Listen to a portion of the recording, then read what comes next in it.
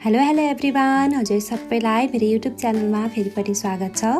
आज मैले हजुरलाई घरमा बनाउन सकिने एकदम मिठो बन्दाको अचारको रेसिपी लिएर आएको छु। यसलाई साधेको बन्दा पनि भन्न सकिन्छ। त्यसको लागि मैले यहाँ बन्दा लिएको छु, एकदम मसिनो गरी सुधारेर। त्यसमा मैले प्याज र उसिनेको आलु पनि राखिदिएको छु। अब मैले भुटेर पिसेको आलसलाई राखेँ। त्यसपछि नुन राखेँ, रातो धुलो खुर्सानी राखिदिएको छु। अचार झान्नको लागि मैले यहाँ तेल राखेँ। त्यसपछि मेथी राखेर हरियो खुर्सानीलाई सानो बनाएर राखिदिएको छु। त्यसपछि मैले तेलमा बेसार र जिरा धनियाको धुलो राखेर अचारमा झानेको छु। अब मसला सबैतिर लाग्ने गरी मैले एकदम मजाले मिक्स गर्दैछु। यसरी बनाएको अचार चाहिँ एकदम मिठो हुन्छ।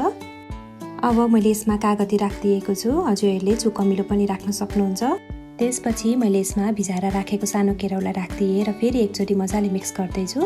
यसलाई पानी नराखिकन मिक्स गर्नुहोला, बन्दाकै पानी आउँछ नुन राखिसकेपछि। लास्टमा मैले हरियो धनिया राखिदिएँ र हाम्रो अचार चाहिँ रेडी भएको छ।